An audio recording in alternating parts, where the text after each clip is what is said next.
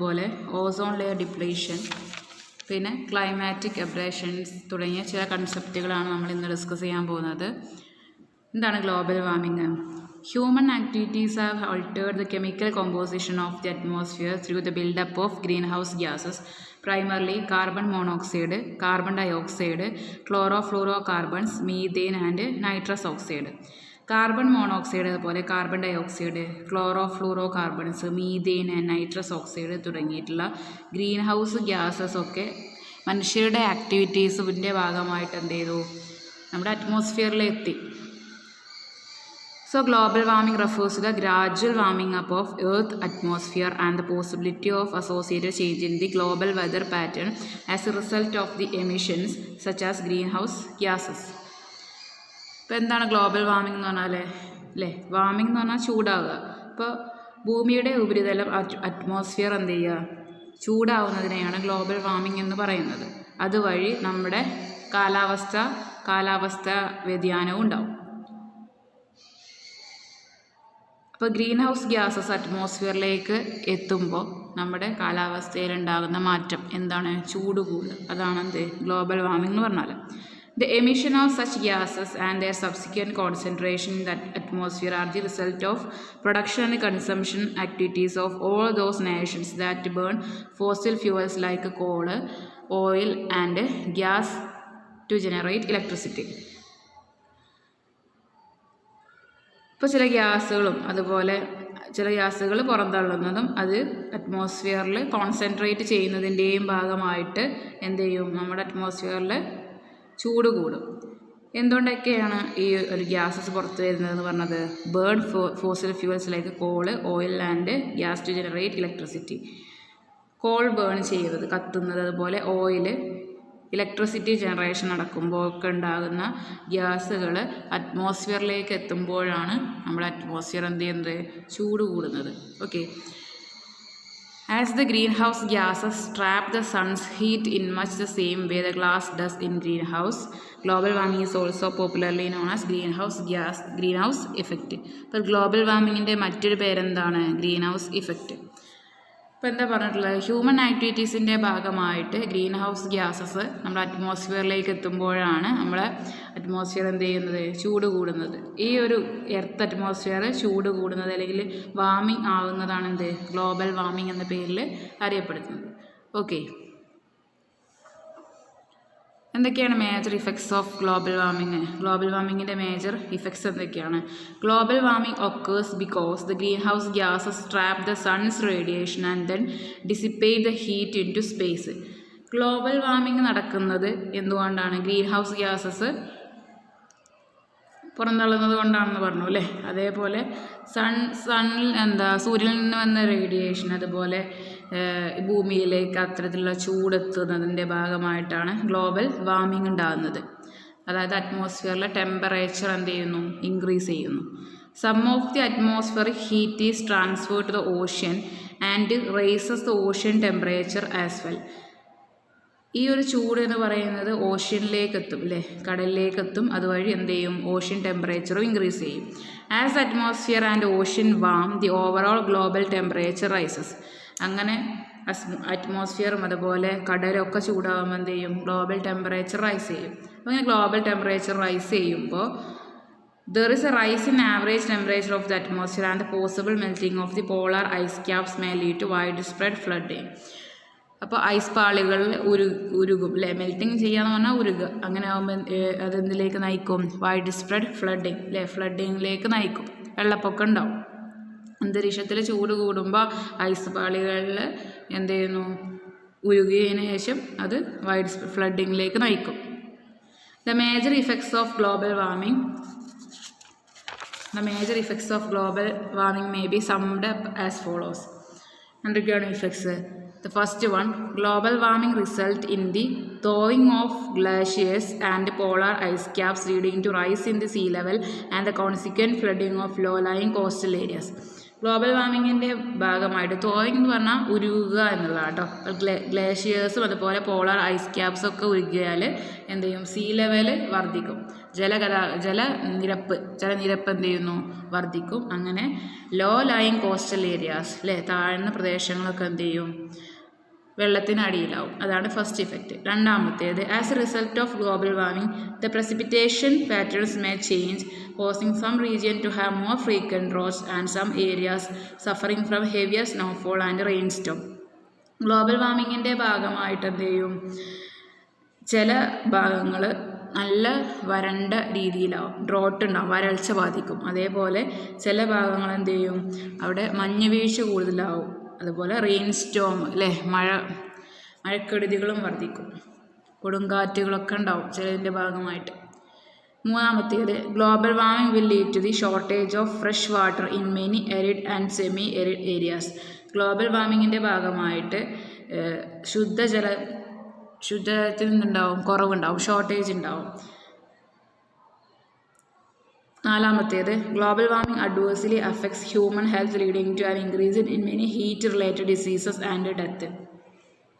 Global വാർമിങ്ങിൻ്റെ ഭാഗമായിട്ട് human ഹെൽത്തിലും അത് ദോഷകരമായി ബാധിക്കും. എന്താണ്? ഹീറ്റ് റിലേറ്റഡ് ഡിസീസും ഡെത്തുകളൊക്കെ ഉണ്ടാവും അല്ലേ. ചൂട് കൂടുമ്പോൾ ഉണ്ടാകുന്ന അസുഖങ്ങളും അതുപോലെ മരണനിരക്കുകളൊക്കെ എന്ത് ചെയ്യും? വർദ്ധിക്കും. അഞ്ചാമത്തേത്, global warming causes certain adverse effect on agricultural production due to droughts and the increased incidence of pests and thereby causes shortage of food. Global വാർമിങ്ങിൻ്റെ ഭാഗമായിട്ട് അഗ്രികൾച്ചർ പ്രൊഡക്ഷനിലും ദോഷകരമായി ബാധിക്കും. നെഗറ്റീവ് ഇഫക്ട്സ് ഉണ്ടാവും. എന്തുകൊണ്ടാണ്? വരൾച്ച ഉണ്ടാവും. അതുപോലെ പെസ്റ്റുകൾ, കീടങ്ങൾ എന്ത് ചെയ്യും? വർദ്ധിക്കും. അപ്പോൾ ഷോർട്ടേജ് ഓഫ് ഫുഡ് ഉണ്ടാവും അല്ലേ. ഭക്ഷണം എന്ത് ചെയ്യും? കുറവായിരിക്കും. അപ്പോൾ ഗ്ലോബൽ വാർമിങ്ങിൻ്റെ ഭാഗമായിട്ട് അഗ്രികൾച്ചർ പ്രൊഡക്ഷന് കുറയും. എന്തുകൊണ്ടാണ്? വരൾച്ച ഉണ്ടായതുകൊണ്ട്. ആറാമത്തേത്, global warming and the consumption of chlorofluorocarbons may cause a gradual depletion of the ozone layer that protect people from the harmful rays of the sun and thereby posing threats to life on earth. Global വാർമിങ്ങിൻ്റെ ഭാഗമായിട്ട് chlorofluoro carbons അതായത് CFC എന്ത് ചെയ്യുന്നു? അന്തരീക്ഷത്തിലെത്തുന്നു എന്ന് പറഞ്ഞു അല്ലേ. അപ്പോൾ അത് കാരണമായിട്ട് ഓസോൺ ലെയർ ഡിപ്ലീറ്റ് ചെയ്യും, അതിൽ വിള്ളൽ വരും എന്നാണ് പറഞ്ഞിട്ടുള്ളത്. ഈ ഓസോൺ ലെയർ എന്ന് പറയുന്നത് നമുക്ക് സൂര്യനിൽ നിന്നുള്ള അൾട്രാവയലറ്റ് രശ്മികൾ തടയുന്ന പാളിയാണല്ലോ ഓസോൺ ലെയർ. അപ്പോൾ അത് എന്ത് ചെയ്യുന്നു? അതിന് വിള്ളൽ വരുന്നു എന്നാണ് പറഞ്ഞിട്ടുള്ളത്. So it poses a threat to life on earth. Then global warming or greenhouse effect is also a transnational externality in the sense that it cross national boundaries. അപ്പോൾ ഗ്ലോബൽ വാർമിങ്ങിനെ അല്ലെങ്കിൽ ഗ്രീൻ ഹൗസ് ഇഫക്റ്റിനെ ഒരു transnational externality എന്ന് പറയാം. എന്താണ്? ഒരു രാജ്യം ഒന്നും ചെയ്യുന്നില്ലെങ്കിലും വേറൊരു രാജ്യം ഇത്തരത്തിലുള്ള പ്രവർത്തികൾ ചെയ്യുകയാണെന്നുണ്ടെങ്കിൽ എല്ലാവരും എന്ത് ചെയ്യണം? അതിൻ്റെ ഇഫക്ട്സ് എന്താണോ അതൊക്കെ എല്ലാവരെയും ബാധിക്കും. അപ്പോൾ അത് നാഷണൽ ബൗണ്ടറീസ് ക്രോസ് ചെയ്യുന്നു എന്നാണ് പറയുന്നത്. Like acid rain it is also A complex international issue having several political, economic and social dimension. അപ്പോൾ ആസിഡ് റെയിൻ പോലെ തന്നെ ഈ ഒരു കാര്യത്തിലും it is also A complex international issue. ഇതും ഒരു ഇൻ്റർനാഷണൽ ഇഷ്യൂ ആണ് അല്ലേ. പൊളിറ്റിക്കലായിട്ടും സോഷ്യലായിട്ടും എക്കണോമിക്കലായിട്ടും പല ഡയമെൻഷൻസും ഉള്ള ഒരു വലിയൊരു ഇഷ്യൂ തന്നെയാണ് ഗ്ലോബൽ വാർമിംഗ് എന്ന് പറയുന്നത്. Since there has been a rapid build-up of the greenhouse gases in the atmosphere in the past few decades, there is need for international measures to reduce these emissions and to stabilize their atmospheric concentration. അപ്പോൾ ഇത് കാലാകാലങ്ങളായിട്ട് ഇങ്ങനെ നടന്നുകൊണ്ടിരിക്കുകയാണല്ലേ. അപ്പോൾ ഇതിന് കുറക്കുക എന്നുള്ളതാണ് ഇപ്പോൾ മുഖ്യമായിട്ട് നമ്മൾ ചെയ്യേണ്ട ഒരു കാര്യം എന്ന് പറയുന്നത്. അതിന് വേണ്ടിയിട്ട് ഒരു 3 വഴികൾ കണ്ടെത്തിയിട്ടുണ്ട്. There are 3 major ways for managing the global warming. ഏതൊക്കെയാണ്? Prevention, mitigation and adaptation. Prevention എന്ന് പറഞ്ഞാൽ തടയുക. ഇത്തരത്തിലുള്ള പ്രവർത്തികൾ എന്ത് ചെയ്യുക? അതായത് ഗ്ലോബൽ വാർമിങ്ങിലേക്ക് നയിക്കുന്ന ഈ ഗ്യാസസ് പുറന്തള്ളുന്ന പ്രവർത്തികൾ തടയുക, പ്രിവെൻഷൻ. മിറ്റിഗേഷൻ എന്ന് പറഞ്ഞാൽ ശമനം. ആൻഡ് അഡാപ്റ്റേഷൻ എന്ന് പറഞ്ഞാൽ അത്തരത്തിലുള്ള പ്രവർത്തികൾ ചെയ്ത് അതിൽ നിന്ന് എന്തെങ്കിലും നെഗറ്റീവ് ഇഫക്റ്റ് ഉണ്ടാവുകയാണെങ്കിൽ അത് നമ്മൾ സഹിക്കാൻ തയ്യാറാവുക. അഡാപ്റ്റേഷൻ എന്നാൽ ഇണങ്ങുക എന്നുള്ളതാണ്. Prevention can be accomplished by preventing the buildup of greenhouse gases in the atmosphere through the development of alternative to fossil fuels and living taxes on greenhouse gases. Prevention എന്ന് പറയുന്നത് green house gases പുറന്തള്ളുന്നത് തടയുക എന്നുള്ളതാണ്. എങ്ങനെയൊക്കെ തടയുന്നത്? Development of fossil ഫ്യൂവൽസിന് പകരമായിട്ട് വേറെ എന്തെങ്കിലും alternative ആയിട്ടുള്ള കാര്യങ്ങൾ ഡെവലപ്പ് ചെയ്യുക, അതേപോലെ ഗ്രീൻ ഹൗസ് ഗ്യാസസിന് ടാക്സ് ചുമത്തുക. ഈ 2 വഴികളിലൂടെ പ്രിവെൻഷൻ ചെയ്യാം.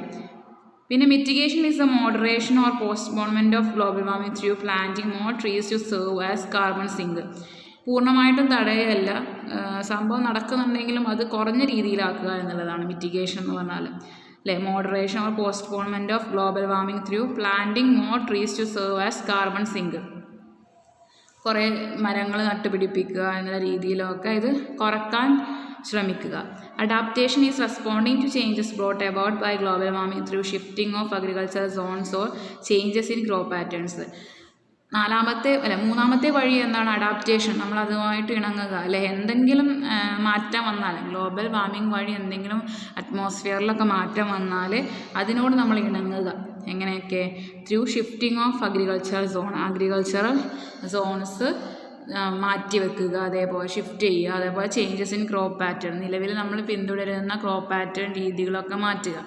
അപ്പോൾ ഇത്രയാണ് ഗ്ലോബൽ വാർമിംഗ് എന്ന് പറഞ്ഞ ഏരിയയിൽ വരുന്നത്. Okay. Next, ozone layer depletion. There are several layers surrounding the Earth atmosphere. Earth അറ്റ്മോസ്ഫിയറിനെ കുറേ ലെയേഴ്സ് എന്ത് ചെയ്തിട്ടുണ്ട്? പ്രൊട്ടക്റ്റ് ചെയ്ത് നിർത്തിയിട്ടുണ്ട്. The layer that is around us is called the troposphere. ഏറ്റവും താഴെ വരുന്നത് ട്രോപ്പോസ്ഫിയർ ആണ്. ഹയർ ലെവലിൽ വരുന്നത് സ്ട്രാറ്റോസ്ഫിയർ ആണ്. ഈ സ്ട്രാറ്റോസ്ഫിയറിലാണ് ഈ ഓസോൺ ലെയർ ഉള്ളത്. അപ്പോൾ ഓസോൺ മോളിക്യൂൾസ് ഒന്നായിട്ട് കൂടിച്ചേർന്നിട്ടുള്ളതാണ് ഈ ഓസോൺ ലെയർ എന്ന് പറയുന്നത്. Stratospheric ozone is a gas which occurs naturally, and the ozone layer protects life on the surface from the harmful glare of the sun's strongest ultraviolet rays. ഇതൊക്കെ നമുക്കറിയാമല്ലോ. Ozone layer ആണ് നമ്മളെ ultraviolet രശ്മികളിൽ നിന്ന് തടയുന്നത് അല്ലേ. ഭൂമിയുടെ ഉപരിതലത്തിലേക്ക് വരുന്ന അൾട്രാവയലറ്റ് രശ്മികളെ തടഞ്ഞു നിർത്തുന്ന പണി ആർക്കാണ്? ഓസോൺ ലെയറിനാണ്. The ozone layer filters the ultraviolet radiation from the sun and could be thought as the earth sunglass. അപ്പോൾ ഓസോൺ ലെയറിനെ എർത്ത് സൺഗ്ലാസ് എന്നും കൂടെ അറിയപ്പെടുന്നുണ്ട്. Ozone depletion describes 2 distinct but related phenomena observed since the late 1970s. അപ്പോൾ 1970s നടന്നിട്ടുള്ള 2 കാര്യങ്ങളാണ് ഇവിടെ ozone depletion പറയുമ്പോൾ ഇവിടെ മെൻഷൻ ചെയ്തിട്ടുള്ളത്. ഏതൊക്കെയാണ്? The first one is A study decline of about 4% in the total volume of ozone in earth stratosphere. 4% എന്ത് ചെയ്തു? ഡിക്ലൈൻ ചെയ്തു. ഓസോണിലെ മൊത്തം ശതമാനത്തിൽ നിന്ന് 4% ഡിക്ലൈൻ ചെയ്തു. ഓക്കെ.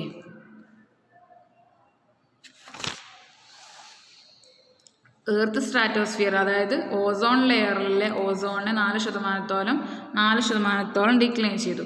രണ്ടാമത്തേത് a much larger spring time decrease in the stratospheric ozone around earth's polar region. Spring time എന്ത് ചെയ്തു? കുറഞ്ഞു എന്നുള്ളത്. സ്പ്രിംഗ് ടൈം കുറഞ്ഞു. സ്പ്രിംഗ് വസന്തകാലം, സമയം സ്പ്രിംഗ് ടൈം കുറഞ്ഞു. ഇനി ozone depletion can be caused by free radical catalyst. Ozone depletion നടക്കുന്നത് കാറ്റലിസ്റ്റിൻ്റെ ഭാഗമായിട്ടാണ്, ഫ്രീ റാഡിക്കൽ വിഘടനത്തിൻ്റെ ഭാഗമായിട്ടാണ്. Including nitric oxide, hydroxyl, atomic chlorine and bromine. അപ്പോൾ ഓസോൺ ഡെപ്ലീഷൻ നടക്കാനുള്ള കാരണമായിട്ടുള്ളത് എന്തൊക്കെയാണ്? Nitric oxide, hydroxyl, atomic chlorine and bromine. While there are natural sources for all of these catalysts, the concentrations of chlorine and bromine have increased markedly in recent years due to the release of large quantities of man-made organohalogen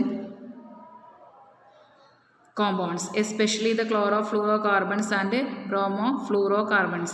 അപ്പോൾ ക്ലോറോഫ്ലൂറോകാർബൺസും അതുപോലെ ബ്രോമോഫ്ലൂറോകാർബൺസൊക്കെ പുറത്തെത്തുകയാണ് അല്ലേ. Man-made ആക്ടിവിറ്റീസിൻ്റെ ഭാഗമായിട്ട് അതെല്ലാം പുറന്തള്ളുമ്പോൾ എന്ത് ചെയ്യുന്നുണ്ട്? നമ്മുടെ ozone അല്ലേ, ozone depletion നടക്കുന്നുണ്ട്. The CFCs and other contributory substances are generally referred to as the ozone depleting substances. CFCസിനെയും അതുപോലെ മറ്റ് സബ്സ്റ്റാൻസിനെയും പറയുന്ന പേരാണ്, ഓസോൺ ഡെപ്ലീഷനിലേക്ക് നയിക്കുന്ന മറ്റ് സബ്സ്റ്റാൻസിനെയും പറയുന്ന പേരാണ് ozone depleting substances. When CFCs and other ODS reach the stratosphere, the ultraviolet radiation from the sun causes them to break apart the release chlorine atoms which react with the ozone. ഇവിടെ വിഘടന രീതിയാണ് പറയുന്നത് കേട്ടോ. CFCസും ODCസും എല്ലാം സ്ട്രാറ്റോസ്ഫിയറിൽ എത്തുമ്പോൾ ultraviolet രശ്മികൾ ഭൂമിയിലേക്ക് എത്തുന്നു. break apart and release chlorine atoms which react with ozone. അത് ക്ലോറിൻ ആറ്റംസും അതുപോലെ ഓസോണും തമ്മിൽ കൂടുമ്പോൾ അത് വിഘടനം സംഭവിക്കുന്നു എന്നുള്ള കേട്ടോ. Starting chemical cycles of ozone destruction that deplete the ozone layer. അത് ഓസോൺ ലെയറിനെ നശിപ്പിക്കും.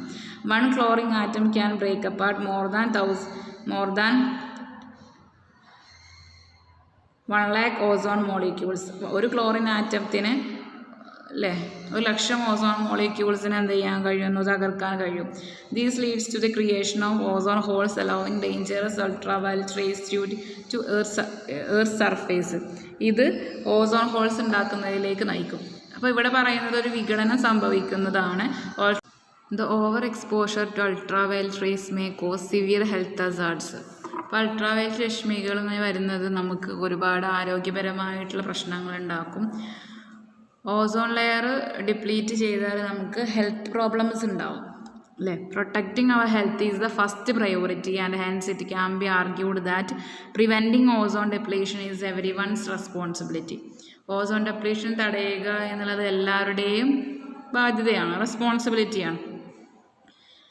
ജനങ്ങളും അതുപോലെ ഗവൺമെൻറ്റും എല്ലാം അതിന് ഒരുപാട് സ്റ്റെപ്സ് എടുക്കുന്നുണ്ട്. ഈ ഒരു large scale depletion of ozone layer തടയുന്നതിന് വേണ്ടിയിട്ട് ഒരുപാട് പ്രോഗ്രാംസുകളും സ്റ്റെപ്പുകളും എടുക്കുന്നുണ്ട്. ഏതൊക്കെയാണ് മേജർ ഇൻ്റർനാഷണൽ ട്രീറ്റീസ് ആണ് ഇവിടെ പറയുന്നത്. The major international treaties and protocols design to ban the ozone destroying gases such as CFCs which are generally found in aerosol cans and air conditioners and to protect the ozone layer are. അപ്പോൾ ഇത് തടയുന്നതിന് വേണ്ടിയിട്ട്, അതായത് CFCയും aerosol ക്യാൻസിലും air കണ്ടീഷണേഴ്സിലൊക്കെ വരുന്ന CFCs തടയുന്നതിന് വേണ്ടിയിട്ട് ഒരുപാട് ട്രീറ്റീസൊക്കെ ഉണ്ടാക്കിയിട്ടുണ്ട്, ഉടമ്പടികൾ ഉണ്ടാക്കിയിട്ടുണ്ട്. അത് ഏതൊക്കെയാണ്? The Vienna convention on the protection of the ozone layer 1985 and the Montreal protocol on substances that deplete the ozone layer 1987. Okay, next climatic abrasion, കാലാവസ്ഥാ വ്യതിയാനം. ഇപ്പോൾ പാസ്റ്റ് അല്ലേ, കഴിഞ്ഞ കാലങ്ങളിലായിട്ട് നോക്കുമ്പോൾ നമ്മുടെ ഭൂമി ഇങ്ങനെ ചൂട് കൂടി വരികയാണ്. ടെമ്പറേച്ചർ, ഗ്ലോബൽ ടെമ്പറേച്ചർ എന്ന് പറയുന്നത് കൂടി വരികയാണ്. അതാണ് കാലാവസ്ഥാ വ്യതിയാനം എന്ന് പറയുന്നത്. പാസ്റ്റ് സെഞ്ച്വറിയിലൊക്കെ 1 ഡിഗ്രി ഫാരൻഹീറ്റ് എന്നുള്ള രീതിയിൽ ടെമ്പറേച്ചർ ഇൻക്രീസ് ചെയ്ത് വരികയാണ്. ഇപ്പോൾ 20th സെഞ്ച്വറിയിലെ കഴിഞ്ഞ 15 വർഷത്തിനിടയ്ക്ക് എന്ത് ചെയ്തു, 10 വർഷക്കാലം ഏറ്റവും ചൂട് കൂടിയ വർഷങ്ങളായിട്ട് റെക്കോർഡ് ചെയ്തിട്ടുണ്ട്. അതിൽ തന്നെ 1998 ആയിരുന്നു ഏറ്റവും വാമസ്റ്റ് ഇയർ ആയിട്ട് പറഞ്ഞിരുന്നത്. ഇപ്പം നോർത്തേൺ ഹെമിസ്ഫിയർ അതുപോലെ ആർട്ടിക് ഓഷ്യൻ ഡിക്രീസ് ചെയ്തു. അതേപോലെ snow cover in the northern hemisphere and floating ice in the Arctic Ocean have decreased. Globally നോക്കുമ്പോൾ സീ ലെവൽ 4 to 8 ഇഞ്ചസ് എന്നുള്ള രീതിയിൽ വർദ്ധിച്ചിട്ടുണ്ട്. The frequency of extreme rainfall events has also increased in many countries of the world. ഏറ്റവും മഴക്കെടുതി എന്ന് പറയാം. ഏറ്റവും മഴ ലഭിക്കുന്നതും ഏറ്റവും കൂടിയിട്ടുണ്ട്. ചില രാജ്യങ്ങളിൽ മഴ ലഭ്യത എന്ത് ചെയ്തിട്ട് കൂടിയിട്ടുണ്ട്. പക്ഷേ നോക്കുകയാണെങ്കിൽ മറ്റു ചില സ്ഥലങ്ങളിലാണെന്നുണ്ടെങ്കിൽ നല്ല വരൾച്ചയും ബാധിച്ചിട്ടുണ്ട് അല്ലേ. ആ ഒരു രാജ്യത്തിന് ഏറ്റവും മഴ പെയ്തുള്ള സമയമുണ്ട്, അതേപോലെ തന്നെ ഏറ്റവും ഡ്രോട്ടുള്ള സമയമുണ്ട്. There are droughts in some parts or even within the same country and floods, cyclones and tsunamis in other parts over the same period of time. ഓരോ പീരീഡിൽ നോക്കുകയാണെന്നുണ്ടെങ്കിൽ ഓരോ പ്രശ്നങ്ങളായിട്ടുണ്ടാവും അല്ലേ. ഫ്ലഡായിട്ട്, സൈക്ലോൺസ് ആയിട്ട്, സുനാമീസ് ആയിട്ടൊക്കെ ഉണ്ടാവും. അപ്പോൾ നമ്മൾ കേരളത്തിൽ നോക്കുകയാണെന്നുണ്ടെങ്കിൽ കഴിഞ്ഞ 2 വർഷക്കാലങ്ങളിലായിട്ട് നമ്മൾ അനുഭവിച്ചിരുന്നത് റെയിൻഫോൾ അല്ലേ, പ്രളയം. ഇത് കഴിഞ്ഞ നേരെ വേനൽ വരുമ്പോൾ നമ്മൾ ഏറ്റവും കൂടുതൽ ജല ദൗർലഭ്യതയുണ്ട്, അതേപോലെ ഡ്രോട്ടും നമ്മൾ അനുഭവിക്കുന്നുണ്ട്. അതൊക്കെ കാലാവസ്ഥാ വ്യതിയാനത്തിന് എക്സാമ്പിളാണ്. Thus it can be seen that the climate has always been changing. So climate എന്താണ്, അങ്ങനെ മാറി വരുന്നത് നമുക്ക് കാണാൻ കഴിയുന്നുണ്ട്. But the pace at which it is now changing is faster than humans have ever seen. ഇപ്പോഴാണ് അതിൻ്റെ ഒരു കാഠിന്യം നമുക്ക് മനസ്സിലാവുന്നത് അല്ലേ. ക്ലൈമറ്റിൽ വ്യതിയാനം സംഭവിക്കുന്നുണ്ട്, ഇപ്പോൾ നമുക്ക് ഏറ്റവും കൂടുതൽ ആ ഒരു മാറ്റം അനുഭവിക്കാനും കഴിയുന്നുണ്ട്. It threatens to make parts of the planet uninhabitable for life and becomes the most pressing global challenge we have ever faced. ഏറ്റവും ഇത് ബാധിക്കുന്നത് മനുഷ്യരെ തന്നെയാണ് അല്ലേ. അത് നമ്മുടെ ലൈഫിനെ ഏറ്റവും കൂടുതൽ ബാധിക്കുന്നുണ്ട്. നമ്മുടെ ഈ ഒരു പ്ലാനറ്റിൽ ഈ ഒരു കാലാവസ്ഥയൊക്കെ അനുസരിച്ചിട്ടാണ് നമ്മൾ ഓരോരുത്തരും ജീവിക്കുന്നത്. അതുകൊണ്ട് തന്നെ ഇങ്ങനെ എന്തെങ്കിലും പ്രശ്നങ്ങളുണ്ടായാൽ ഭൂമിയിലുള്ള എല്ലാ ജീവജാലങ്ങളുടെയും ഹാബിറ്ററ്റിലെ വാസസ്ഥലത്തെയൊക്കെ അത് ബാധിക്കുന്നുണ്ട്. So it is considered as the most pressing global challenge we have ever faced. The major evidence for rapid climate change is എന്തൊക്കെയാണ് മേജർ എവിഡൻസ് ആയിട്ട് പറയുന്നത്, തെളിവുകളായിട്ട് പറയുന്നത്? ഗ്ലോബൽ ടെമ്പറേച്ചർ റൈസ് ചെയ്തു അല്ലേ, ചൂട് കൂടി, sea level rise, global temperature rise, sea level rise, then warming oceans, shrinking ice sheets, shrink എന്ന് പറഞ്ഞാൽ ചുരുങ്ങുക എന്നുള്ളത്, shrinking ice sheets, declining Arctic sea ice, glacial retreat, ocean acidification, decreased snow coverage, extreme events. The climatic change is reshaping human civilization and how we respond will determine the future of our species. Climatic change എന്ന് പറയുന്നത് human സിവിലൈസേഷനെ തന്നെ മാറ്റിമറിച്ചുകൊണ്ടിരിക്കുകയാണ്. എങ്ങനെയാണ് അത് നമ്മൾ respond ചെയ്യുന്നത് അതിനനുസരിച്ചിട്ടായിരിക്കും ഇനി ഭാവി തലമുറ കഴിയേണ്ടി വരിക. ഓക്കെ.